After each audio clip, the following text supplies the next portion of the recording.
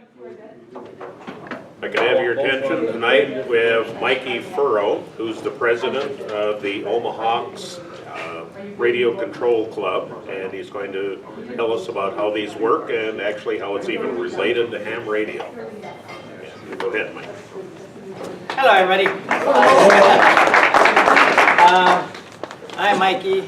Everybody calls me Mikey, and if you say Michael or Mike, I won't respond. Not right away, anyway. So I'm Mikey. Anyway, I am the recently elected club president for the Omahawks RC Club. Our main field is located out on 138th and Fort, up at the Standing Bear Park area. If you've been up in that area, out on the lake or the walking paths, you probably heard us buzzing over you. Sounds like a swarm of bees, or depending on who's flying. Since it's a radio club, I will start off with the radio aspect of it. A short history of RC real quick is, back in the 60s and 70s when RC was becoming popular, they were originally using the 27 megahertz frequency. The 27 megahertz frequency is still in use today. You still find it mainly in kids' toys. If you go to if you pick up like AirHogs RC, those generally run either the 27 or the 49 megahertz. They're designed for really low power output, and they only have a range of like 50 feet. But back in the day, the 27 megahertz frequency had only 6 allowable channels, what they considered channels at the time, and they color-coded them conveniently with flags. White was the main color, and then you had blue, black, red, green, yellow, and one other one I can't remember. And so frequencies, you would look, with the radios, they were big square boxes. They weren't fancy, and I wish I had one, but I don't. But they're big square boxes, and a lot of them were push buttons. You push it once to turn right, push it twice really fast to go left, push it 3 times to go up. I mean, it was really odd. But that's how they flew back in the day. Come around the 60s and 70s, CB radio, which I know you guys are all familiar with, CB radio became very popular, mainly with the truckers, with everybody. Anyway, the CB radio at that time ran in alongside and crashed into the 27 megahertz frequency. So a lot of pilots were, when they build their planes and they're flying them, all of a sudden they'd lose them because some trucker would be by talking on his radio, interfere with the signal, and you lose signal. So in the 70s, and I couldn't find an exact year, but in the 70s, the FCC came out with the 72 megahertz, what they call wideband frequency range. This band, or this frequency allowed for, again, it was another 6 colors, or 6 channels, with 80 kilohertz separating each channel. And they used color-coded flags. These times they were only single-colored flags, if I remember right. Oh no, they used even numbers, sorry. With the wideband, they used even numbers 2, 4, 6, 8, and 10. Or 0, 2, 4, 6, 8, and 10. And they came up with these little placards that they have on their radios. So that way, you could only have 1 radio on at a time. If you have 2 radios on, well, the plane doesn't know who to talk to, and it's going to go down. So the frequency, these became popular. You look up and down the flight line to see if someone had your number. If they didn't have your number, there was usually a board that you would just put your badge or put a clothespin or something that said what number you were on, so that other flyers would know. And that worked great for a while, but again, it only allowed you only 6 people could fly at a time. And even then, there was still some crosstalk between the 2 channels, and there was some interference. The microwave radio transmissions at that time were also becoming popular, and were interfering with them as well. It was around, I think it's 1981, the FCC decided to break the 72 megahertz frequency into not 6 channels, but into 60 channels, or 50 channels, which is now known as narrowband. And they also numbered those channels 11 through 60, which is why you see this one says 59. The crystals in the radios would match up to the receivers that were in the radios. And in order to fly, most of you guys are used to seeing people standing around with these big long antennas and that. This is a 72 megahertz. Again, only one radio can be on per channel. Some of the newer receivers can kind of decide if somebody accidentally turns on a radio. They can kind of just remember where they're at, but as a general rule, only one radio on the 72 per channel. Also, up until about mid-80s, the channels, or I should say, well, I'll back up to that later. So, as of 81, we have the narrowband frequency. So you started seeing more planes, more pilots up there, not causing too many problems. Then the radio started evolving. Originally, the planes only flew with motor, elevator, and rudder. There was no ailerons. So they're all basically 3-channel radios. Right around somewhere in the early 80s, they started coming out with 4-channel radios, which added ailerons. And your standard radio for the back of the time was a standard 4-channel radio. 4 sticks, no buttons, no nothing. It was just a box with 2 sticks. As time grew on, as computers became available, started going into the market, they started coming out with computer radios that could do more stuff. And at this point, they started adding more channels. Now, what they refer to as channels anymore is the number of controllable surfaces on the plane. Or controllable features, I should say, of what you can do to an airplane. Coming up to adding retracts, adding bomb bays, adding drops, adding more servos to give flaps and that. That all started adding a little bit more complications to the standard 4-channel or the 6-channel, because they started adding buttons here and here for the 6-channel.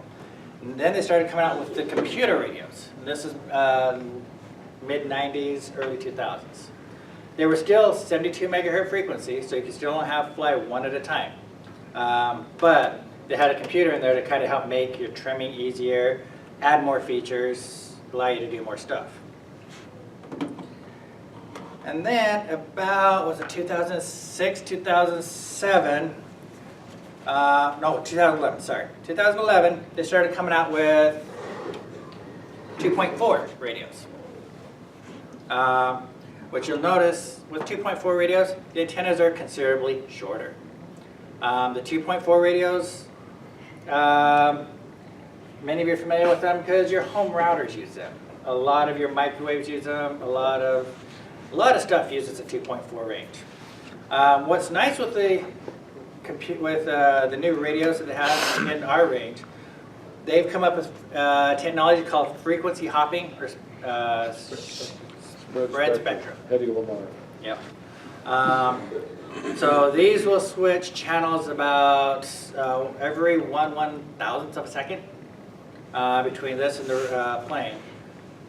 And the nice thing is you can have, I think they've tested it out, they've had 622 airplanes in the air without a single frequency issue.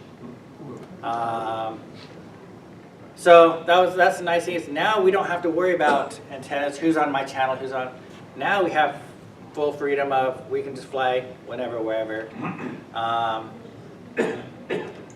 The ranges back on the 72s are about a mile, mile and a half maybe, if you got a really good receiver.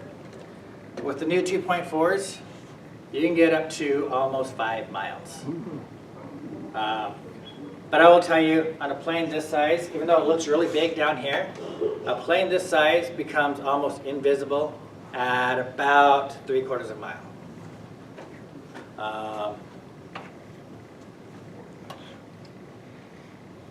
With the advent of the computer radios, again, I mentioned more channels.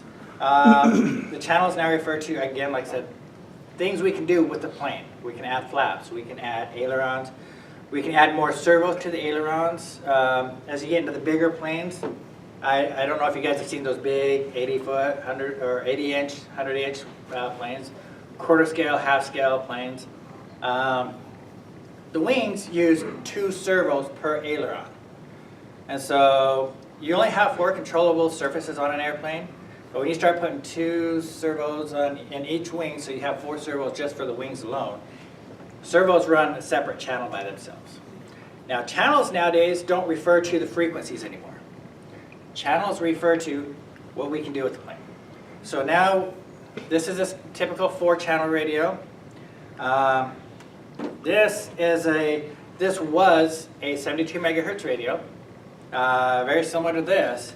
However, they, let's see, who is this? Spectrum, or Futaba, had put out modification chips. And if you guys want to come look at this later, you can. This is a modification chip you can add to convert this radio from 72 to 2.4. And this is it's an old Futaba 9-channel radio. This one's about 8 years old. Was 72, now it's converted to 2.4. And now we have, and here's one of my 8-channel radios, and my 10-channel. Now they have radios. Futaba's got a radio that's 18-channel. So when we're getting into the bigger planes and stuff, the big warbirds with the bomb drops, the retracts and all the fun goodies and stuff, they need all those extra channels to run all those stuff. And then, so we have these these are the standard size RC radios that we see most of the time now for airplanes. Now, how this all relates to ham radios is that back in the 60s, the FCC segregated a certain band for ham radio operators. That is in the 53 megahertz and the 50 megahertz. There's about 20 channels available for ham operators to use for RC related purposes. In order to use those channels though, and those frequencies, you do have to have a ham license. They're not much in use anymore, but the channels are still reserved, the channels are still available, and I know, or I've read about some of the technologies that they're doing to try to do long span flights are all using the ham radio channels that are out there. So, technology may be old, but we still use it. As you can see here, I brought a collection of different items here. As you see, as I mentioned before, the radios are about this size, but we have gotten radios down to this size and controllers down to this size. These are 2.4, these are also 2.4 megahertz. Or 2.4 gigahertz, sorry, frequency. And we have quads down to this small.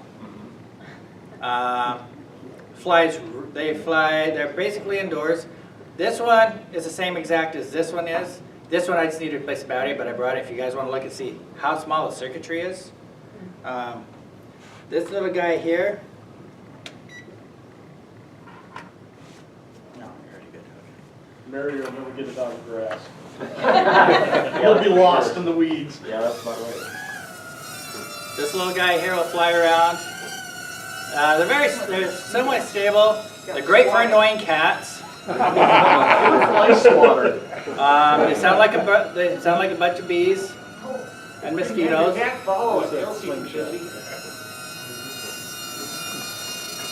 How long before you have to recharge the battery? This one. Right about now. This one will fly for about 3 to 5 minutes, depending on how you do. Okay. Now this one can also do flips, which I am not going to do in here because it'll hit somebody in the head. Yep. Watch out, Steve. But this little guy will fly for about 3 minutes, and it takes about 15 minutes to charge. So, over a tree with it.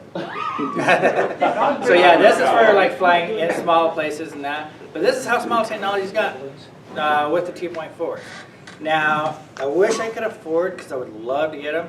They've got what they call nano quads, which are literally nanos. They are, I don't know, they're small, but they can fly with a regular 2.4 receiver. So define small. How small is small? Almost microscopic. No way. Yeah, almost microscopic. So 1 millimeter, 2 millimeter. I'm not exactly sure of the size. I just know that they're really, really, really small. What's the cost of something like that right now? I don't know. It's not available for the open market. No, when you got one hand. Oh, this one? Yeah. You can pick it up on this one. You can pick up online for $29. How much? $29. Still in the Hobby Lobby too, don't they? Yep, Hobby Lobby. Or if you want a bigger version, you have the B. You can get this from Amazon for $29.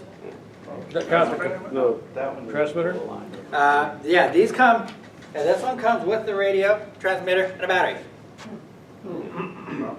Again, it's 2.4. They're fun to fly. This one, if you're just starting out, I would recommend this one over that little one. This one, bigger flies better. I will just say that right now. Bigger flies better. This one reacts a lot slower than my little one does. And here in a minute, I'll show you. But real quick, while I'm talking about these, I know you guys have heard a lot about the whole quad drone thing. This is not a drone. Drones are considered what they have cameras. This one does not have a camera, so therefore it's not considered a drone. The drones and the FAA and the FCC and everybody else are trying to figure out what the drones are, what the actual classification of a drone is going to be. A lot of people think that this is a drone. Some people think that this guy is a drone.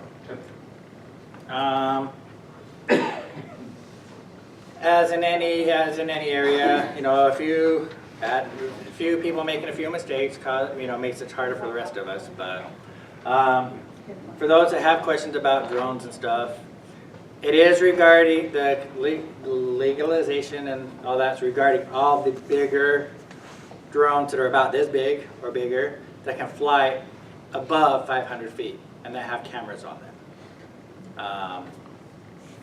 So if you hear anything about that.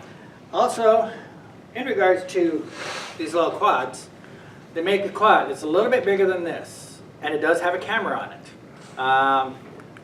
Its sole purpose is for what they call FPV, first person view. And you may have seen it, you may not have. But basically, you put a camera, like right here, literally on the front of the copter. You put a set of goggles on that is taking that input from the camera, and you're seeing it. So you're seeing what the copter sees. And the big thing right now is that they're doing FPV racing, which is they're setting up courses, mountain parks and fields and stuff, parking lots, and they're racing these things. There's a group I know over in Council Bluffs that's doing it, and I know the Strategic Air and Space Museum down in Waverly has just been granted permissions to open up the first official Omaha area drone group, which they will be doing, specializing in these small quads and in the FPV racing. So if that's something you're interested in, the SAC Museum is now doing it. They just got the approval to do that, I think, like last month. So, yes. Do those batteries last longer than the little one? Like those These last ones? 5 minutes, how long will that one last? This one will last the same 5 minutes. Well, I don't know what you're holding, Size. I'm thinking about the one you just had, the big bumblebee. one. The bumblebee. Yeah, the Bumblebee. It Yep. lasts 5 minutes or Yep. longer?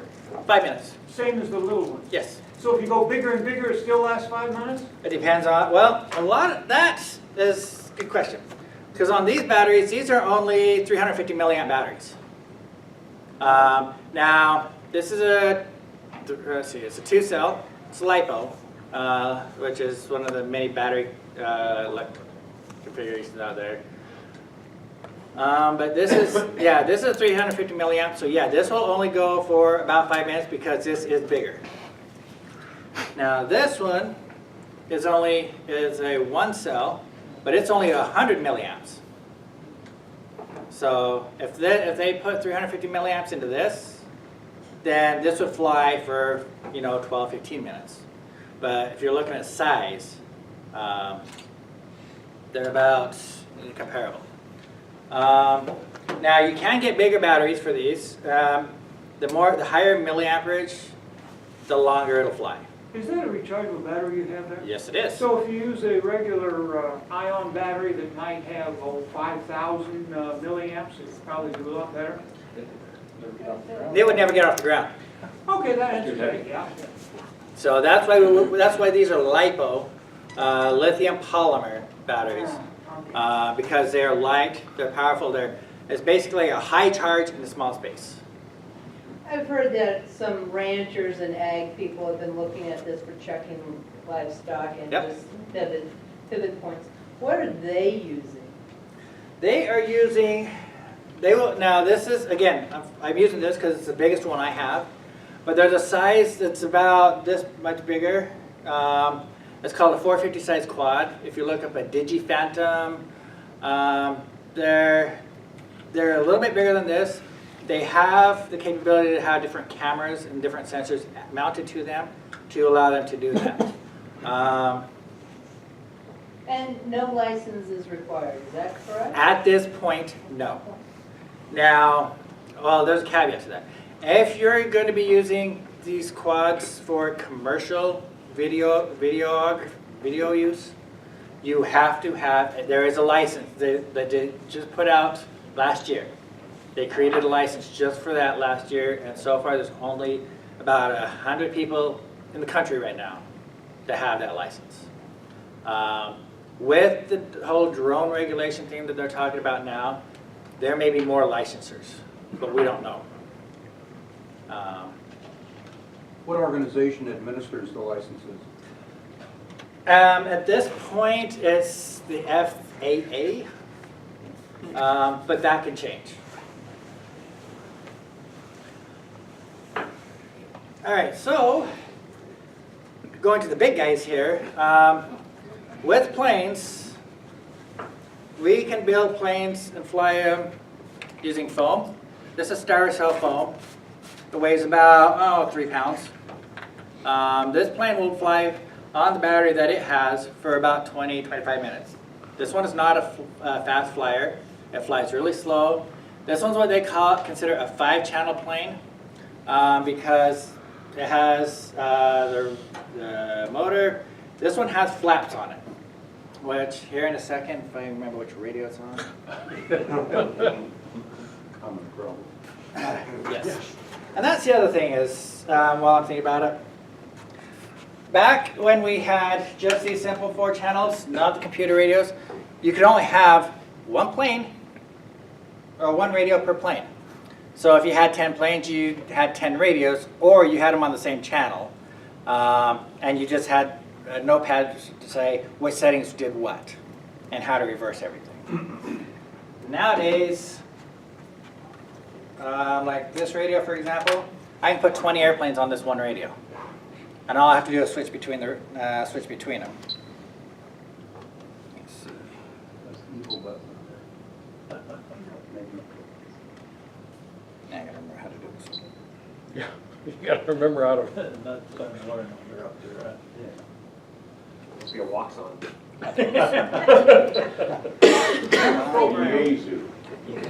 Yeah. Oh, there we go. We have that problem remembering how to operate our own radios. There's a nifty for this, it's okay. All right. There we Get go. my book out. All right, so I don't use this one very much because for me it's complicated. I prefer my other ones, but because they're easier. But Each their own.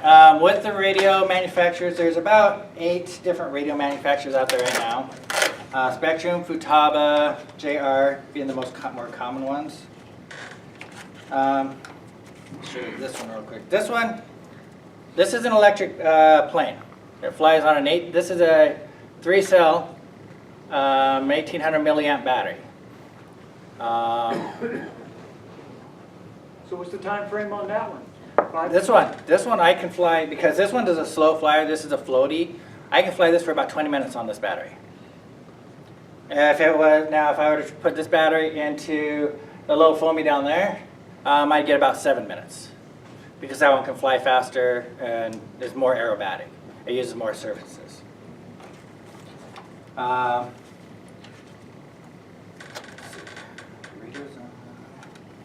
many volts is that battery?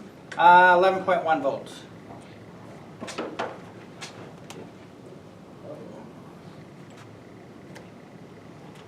Come on. Lights are on. The flashers, red. Yeah, it's got flashes, it's got lights. Yeah. All right, why are you arming? Oh, there we go. Is aimed right at you, Mr. Turk.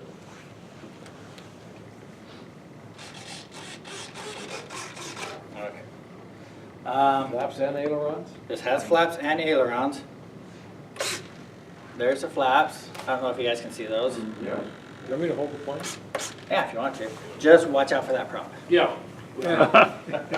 You only do that once. Yeah. So this one has flaps on it, which is an added feature to the ailerons.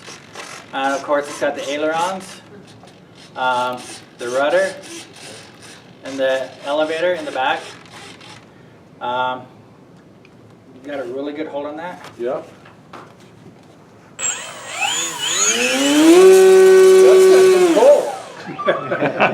So It's not going to get me off the ground.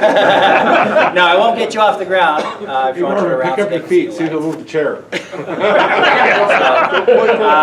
But yeah, so this one, the nice thing is this one has lights on it. So you can fly it up till about dusk. And when you're coming in to land, you can kind of see where the wings are and that. So, my God. Again, this one is, like I said, it's a foamy, it's about 3.5 pounds. What sort of altitude? What's the max altitude of it? Depending on the plane. We have cell planes, which is another side of the hobby, is cell planes, and those guys will fly beyond the clouds. As long as they can see it and kind of see what it's doing, they'll fly up there, and it's little dots. Typically, this one I wouldn't fly above maybe 200 feet. And this is just because it is a slow plane. What does something like that cost? This plane, receiver ready, which means you just add your receiver. It comes with a battery. It comes with everything. You just have to put the wings together, put the tail fin together. $229. And how much does the radio cost? This is a Spectrum DX7 7-channel radio. This one's about $229. This is an Airtronics. This is an 8-channel radio, but this is only $189 right now. So it depends on the manufacturer, depends on the radio. This one is my 10-channel, but this one's $440 right now. If you want to get the top of the line radio, it's Futaba's 18-channel radio, and it's $3,000. Mm. It's a hobby. It is a hobby. That much. Now, if you're flying the big planes and that's all you have is all these big planes, the big planes on average cost you anywhere from $3,000 to $5,000. They use big gas engines, just like you would your weed whackers, 25, 50, 100 cc. They pull up a lot. They pull a lot. Now, the big question is, since you obviously, well, how easy are they to repair, or they're unrepairable after they crash? Depends on the crash. This guy, depending on how bad the crash is, if I landed this and this part of the wing broke right here, it just cracked, I would just basically take a hot glue gun, put it in there, glue it together, hold it there for 5 minutes, throw it back in the air. It'd be good. If this broke down here in like 3 different places, I wouldn't want to.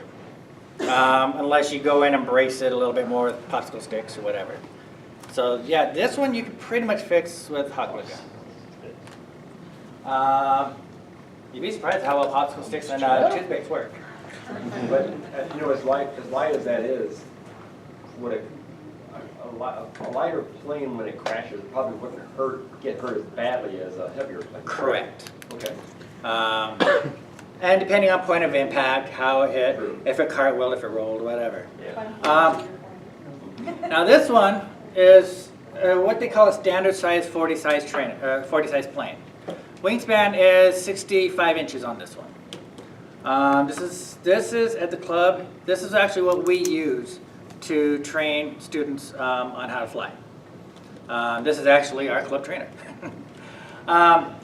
You'll notice on this one, this antenna here. This plane is set up on 72 megahertz, which goes to that radio standing up right there. So that was the other thing with the radios is when they switched frequencies, when we went to 2.4, we didn't need this big long radio, this big long cord. We went from that cord to, which, now I can pass these around. It's just a long cord that you'd have for 72 megahertz, and you have to run that through your plane and make sure that this part is outside somewhere. Nowadays, these are our antennas. Considerably shorter. These can be hiding inside the plane as long as it's not next to anything metal. So pass those around. Those, and just so you know, those are the exact same receivers. Just one's a 7-channel 2.4, the other's a 7-channel 72 megahertz. So big difference in the size and in how to do them. This, going back to this plane, so we have the antenna for the 72.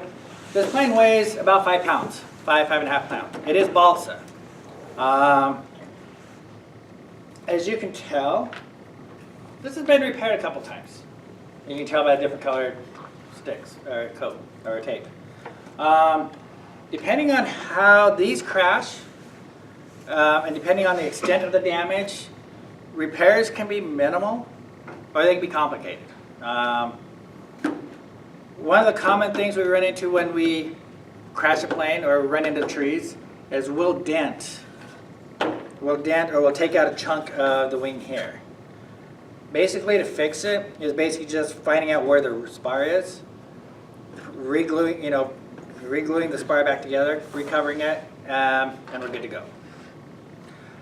These ones, to buy this brand new, is about $330 right now. But that gives you the radio, the motor, the plane. All you have to do is glue the wings together, glue these together, glue this on, put the motor in, put your electronics in, and you're good to go. It's about $330 for a decent setup. This one is what they call nitromethane. It's a internal combustion engine. It's 2-stroke. So this, I'm not going to start it in here because it'll get too loud and too noisy. And messy. But these ones, this will spin this prop, this little motor will spin this prop about 15,000 RPMs. There's an 8-ounce fuel tank in here. And this plane, if you're not hard on the sticks, you can get about 15 minutes of flight. On an average, since like I said, we use these for training students on, we get an average of about 10 to 12 minutes of flight time on these. And how we train students is we take, did I bring it? No, I didn't.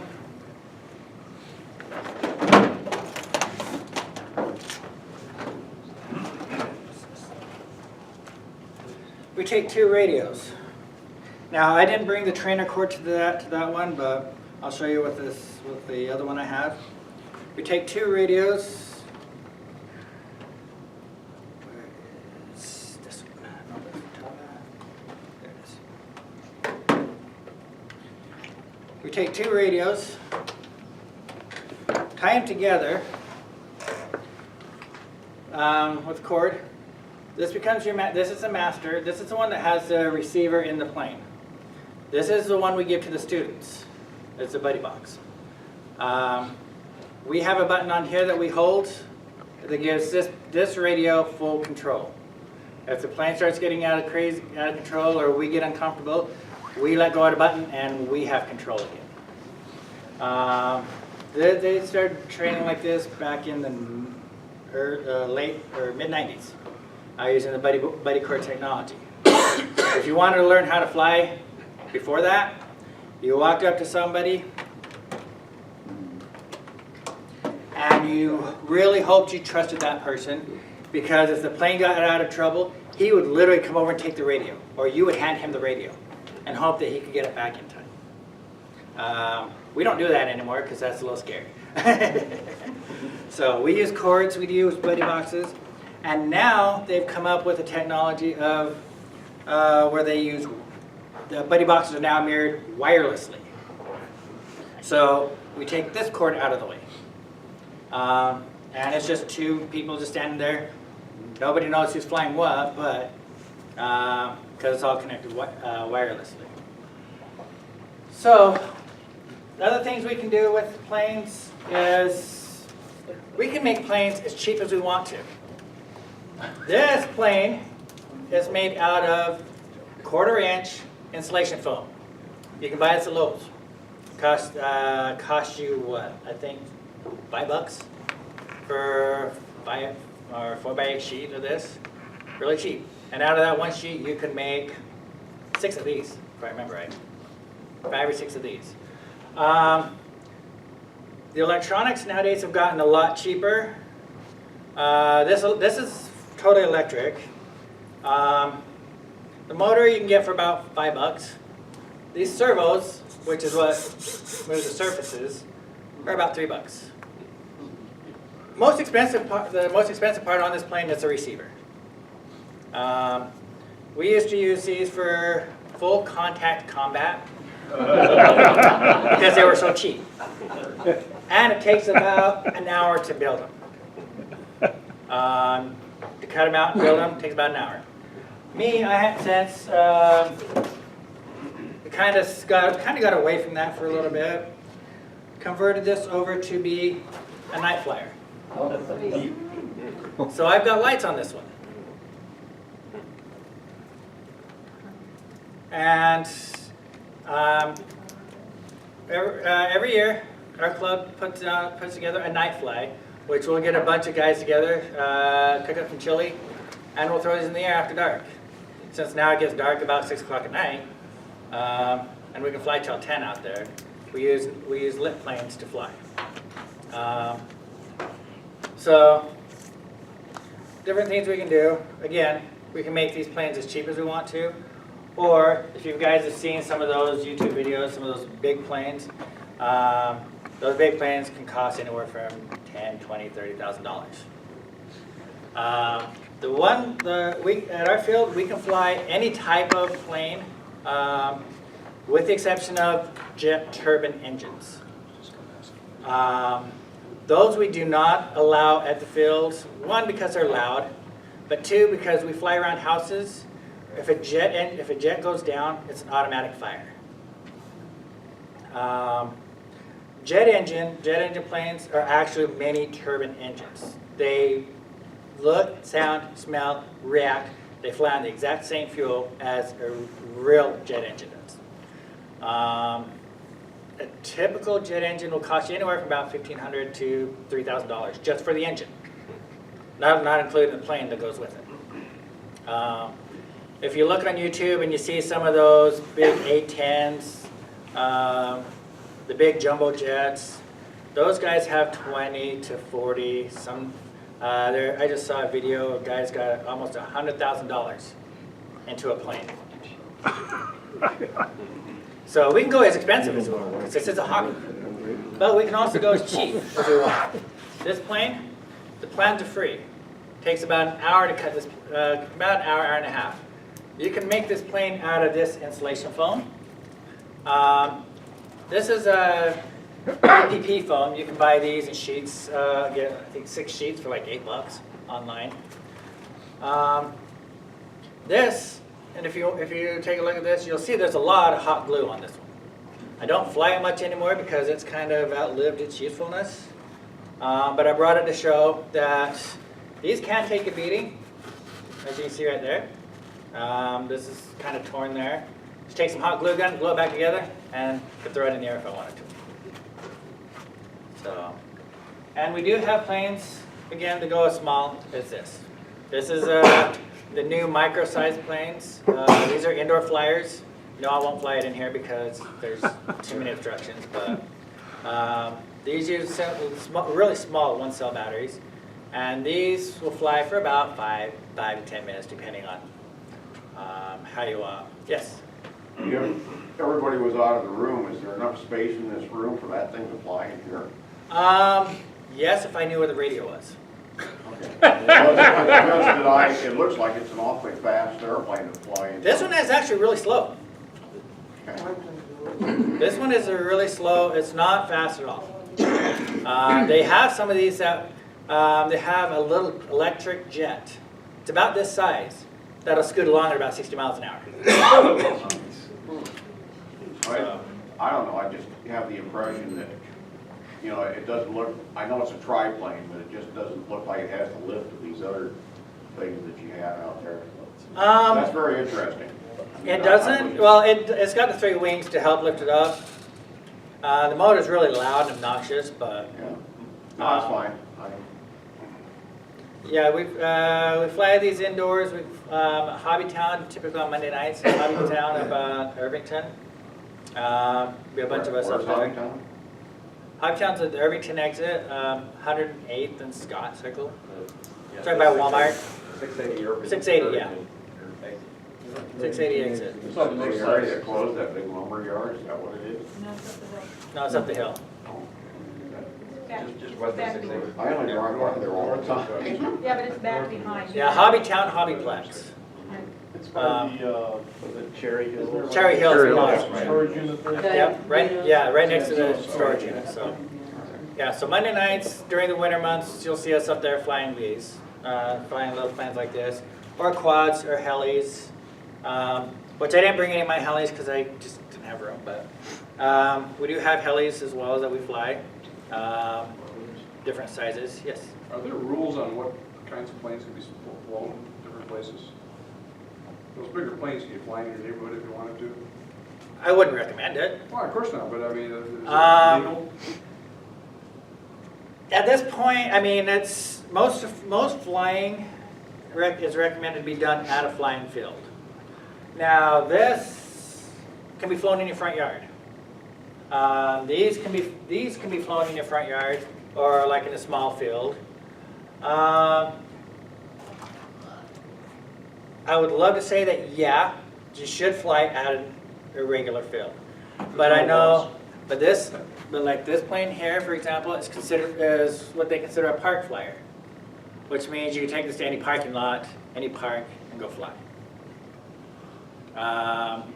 Now, with that being said, you do have to be careful because, you know, if you hit somebody and you don't have, well, let me back up before I say that.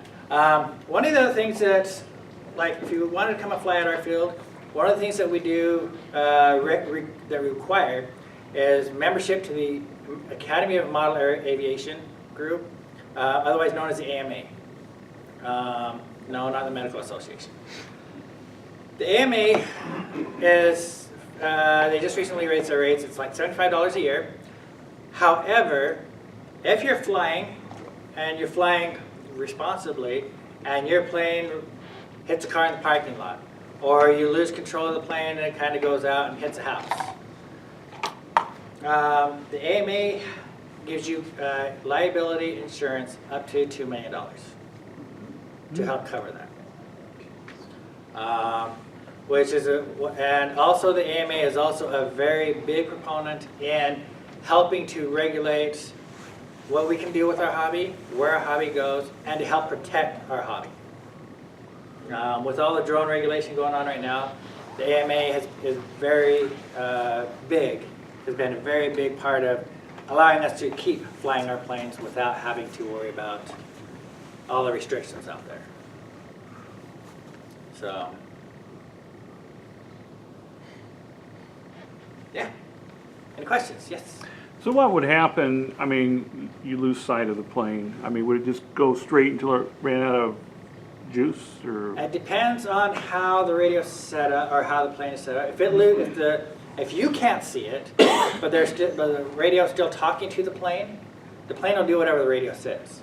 But as soon as the radio stops talking to the plane, if the receiver in the plane, if it's pre-programmed to put the ailerons into a spin so it just kind of floats and circles, then it'll do so. Otherwise, it does, what goes up must come down.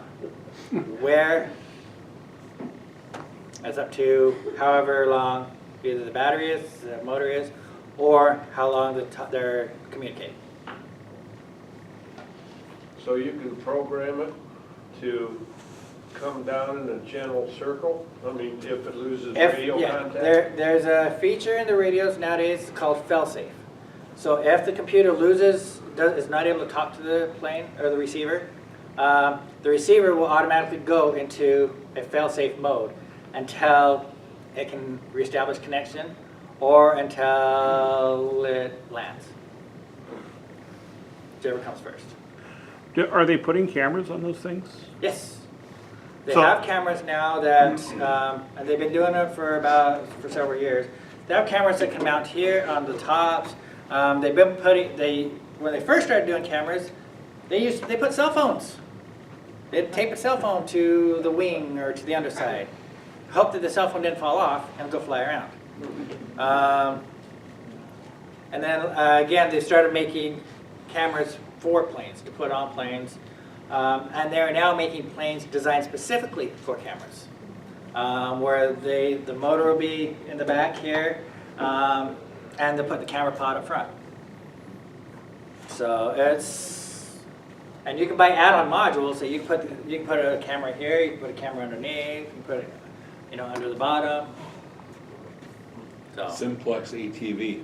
Yeah, there you go. Let's say I went out to the hardware store, bought the most expensive quadcopter they had, set it up, and while it's up there, my receiver goes bad. It's still got plenty of battery power, but my receiver goes out. Or not my receiver, my hand device, my controller.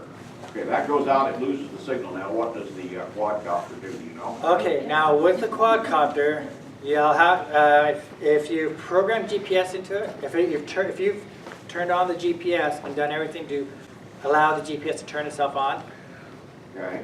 then if it loses signal, that quadcopter will come back to within 50 feet of where it took off because of the GPS. Now, if you did not set up the GPS on there and it loses signal, Adios.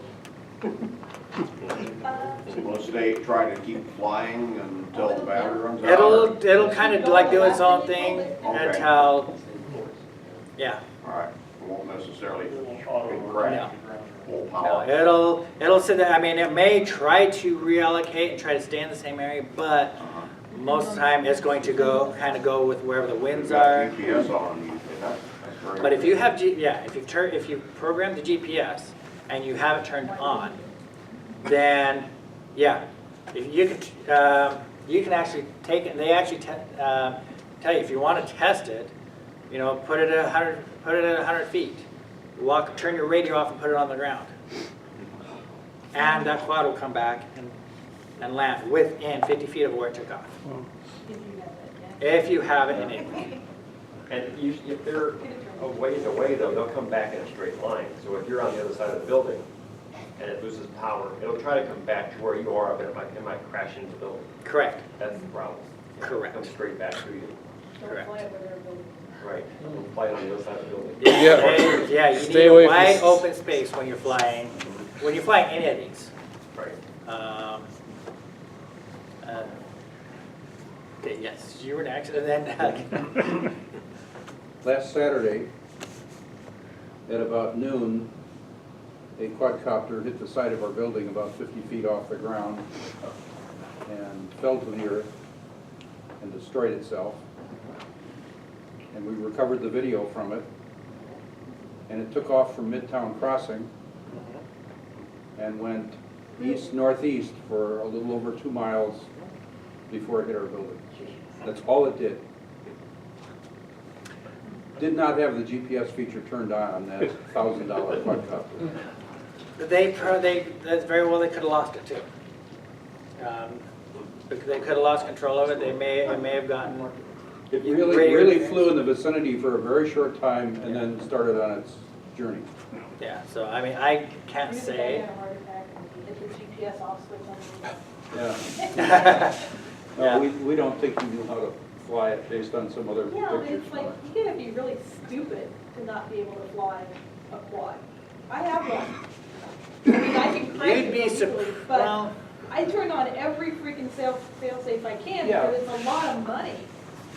And it's like, and the DJI, it was a 3. yeah. That thing, you could tell it, don't go any further than 500 feet away from me. Don't go any higher than this. And it's like, I don't get, I know You'd people. be surprised at what people can do, which is why, You know what? why You the hobby's probably under read the fire. Yes, I did. I didn't get I got it for Christmas and it did not fly for 6 weeks because it weather and, it wasn't. And by the way, falling 50 feet totally destroyed it. Yep, Well, it also hit your building. they hit the building and then hitting Probably concrete, a good you know. 10 miles. The last image we have of it is just after it hit the building and you see the pieces flying off. And probably hit your building at a pretty good speed too. Yeah, because they fly pretty quick. Yeah, so, yes. Now, is there a trend moving away from the gas engines to the electric? Yes, there is. Electrics, the nice thing with electrics is you just plug them in, you fly, and you're good to go. Then you have to charge them. Yeah, nitros, well, it's $20 for a gallon of gas, a gallon of fuel. And then you have to fill it up, then you have to make sure the engine's tuned the right, you have to sit and do a little minor tuning, depending on the weather conditions. And then you fly. When you're done, the fun thing is if you fill on this, the fuel kind of slimy, kind of greasy. That's the caster that's in the fuel. So you have to spray them down, wipe them down, clean them up. Sometimes the nitro leaks. But for most, the big reason people are moving to electrics is because of the ease. This plane, I can throw in my car, I can go out of the field, I can fly, 4 batteries, I'm done. Put it back in my car and go home, and I'm done within an hour. This, it takes about 10 minutes to get it all set up. Depending on how long it takes to get the motor tuned in. Then you can fly it, and then you have to carry the big fuel thing. And I would imagine that the battery technology keeps improving Yes. and now I understand that Amazon wants to make deliveries with Yep. the, They are working with the FCC in Europe right now. They've got a test bed going in 3 cities, where now you're not gonna ship a whole plane like this by quad. But if you wanted to order this plane from Amazon, they can ship this to you via quad within 2 hours of you hitting the order button. That's what they're trying to get to, is to be able to do short, small purchases.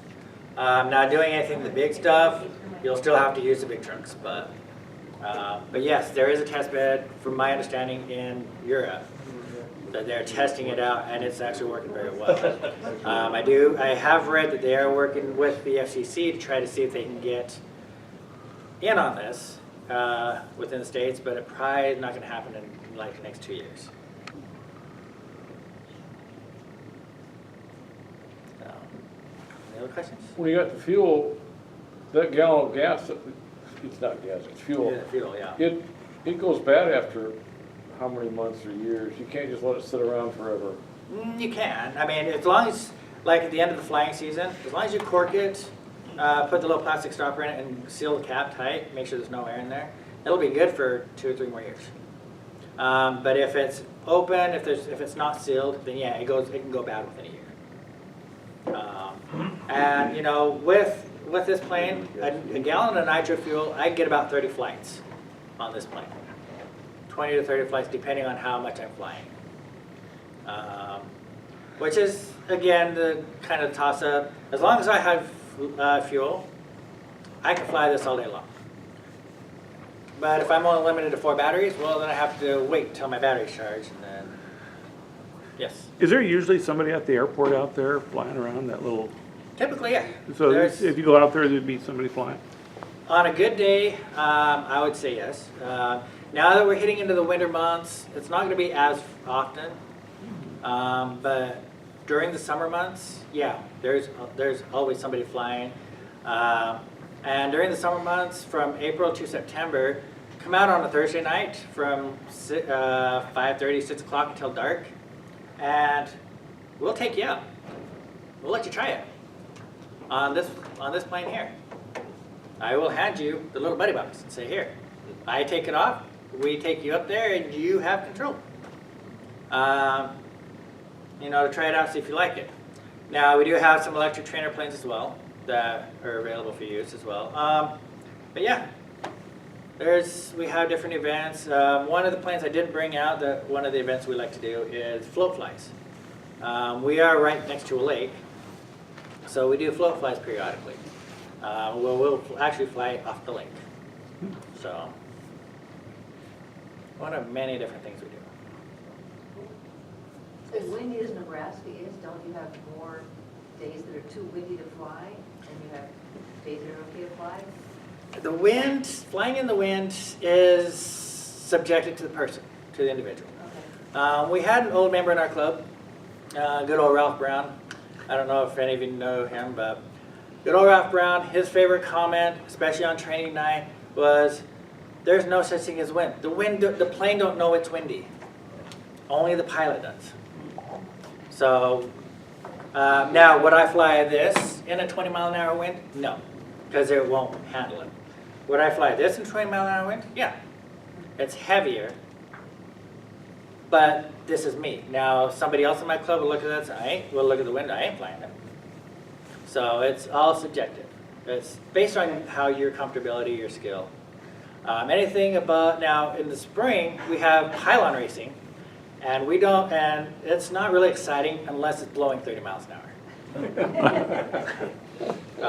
Which typically in May is a good time for pylon racing because we get the 30 mile an hour winds. Makes it exciting. So. You do pylon racing out there, or is that elsewhere? We just have a 2 pylon course. Okay, sure. So basically, and it's just a small. It's a short run. Yeah, it's a short run. I know they had talked about trying to do a 3 pylon race or a 3 pylon course out here, but no one's actually gotten footing on it yet. So, but pylon racing is getting to be a very big move. And if anyone of you are interested in pylon racing, just so you know, the planes are a little bit smaller than this, but they only go about 200 miles an hour. That's all. So, any other questions? How often do you do the pylon racing? How often?